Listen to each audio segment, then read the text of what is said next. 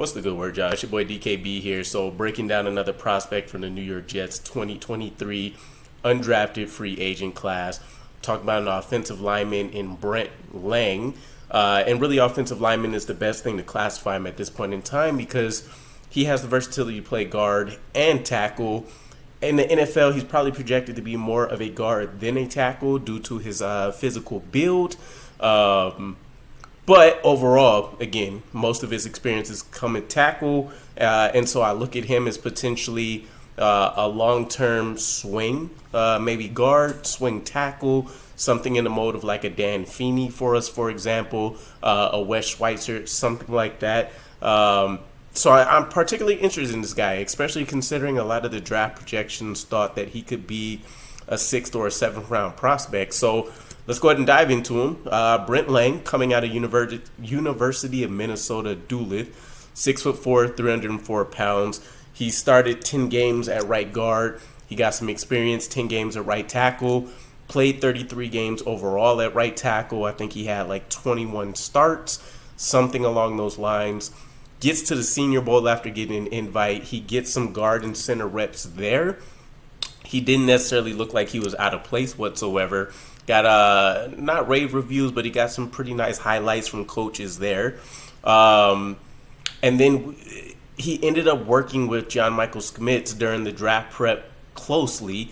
He trained with the guy that used to be a former right tackle for the Minnesota Vikings, and the name is escaping me right now, and I didn't happen to jot it down in the notes. But I like the fact that he worked with him, especially considering you go to the Senior Bowl and you see him get experience as center and guard as well, and you're talking about arguably the best center prospect there. So probably prepping for a move to go on the inside at a guard spot, but you like the fact that he could potentially play 3 different positions for you. So a lot of what he's going to bring to the table, and something to keep an eye on. For one, Joe Douglas guy, right? He got to be a team captain for his team.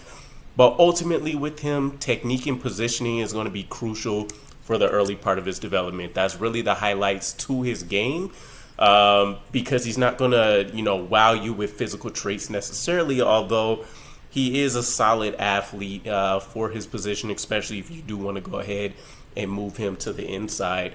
So quick feet, brings flexibility.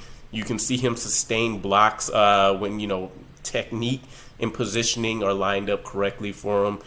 Is able to go out there and reach the backside blocks, which is proof of him being a pretty strong and agile player.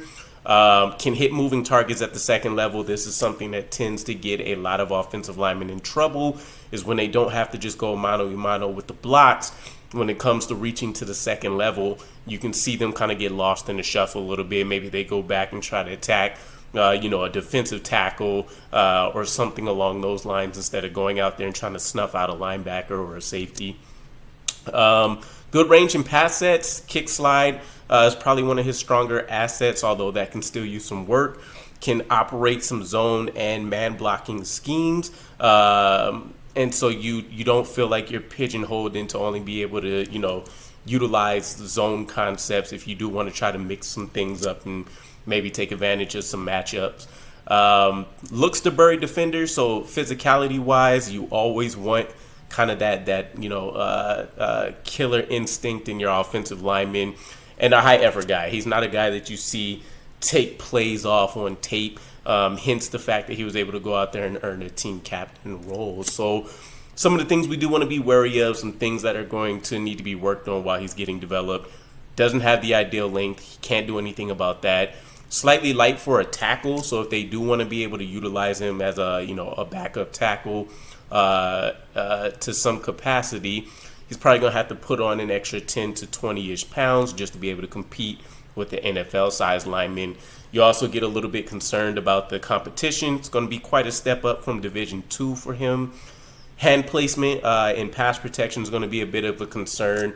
This gets into the technical, proficiency part of being an offensive lineman. See him get outside of the pads, different things like that. He doesn't have the strength, recovery ability, the speed, strong enough anchor, none of those things to be able to make up for the lack of not executing properly every single time. So he's a guy that, can't really can't really afford to miss or not play at his best without being overwhelmed pretty easily. Some footwork balance issues with him. He's also, again, the athletic profile is decent enough, but physically he's not going to be able to win with power in one-on-one situations. Again, if you want to go like man blocking type scenarios and try to take advantage of some of the matchups, he's a guy that's going to be a little bit more of an outlier for you. And then ultimately a bad anchor. A lot of this is going to come from lack of power. A lot of this is going to come due to the arm length issues, right? People get into his chest, they get into his frame. They're going to be out there and really, control that rep from start to finish pretty quickly on him. So a lot to work with, but ultimately for a guy that many felt still could be drafted, I take a look at him as maybe like a poor man's Cody Mock on the inside. Not the most elite athleticism, but he gives you some of the traits, some of the skills and tools that you could look for that you say maybe in 3 to 4 years will probably never be a starter, but you feel confident that he could be a backup. Again, maybe in like that Dan Feeney mode for you. So the last little nugget I'll leave you guys with some of the pro comps that I've seen. One name stood out in particular. There wasn't a whole lot that was floated out there, but Ali Marpet, former Buccaneer, one of the guys I really hope that we had drafted. I think he got picked up in the 3rd round before from his particular draft class. So, yeah, either way, it seems like the New York Jets have done fairly well in the undrafted free agent pool, from getting guys with some elite skill sets to elite physical builds to potentially have been draftable players. So we'll see if maybe we hit on a hidden gem here. But let me know what your guys' thoughts are, and I'll catch you again. Peace.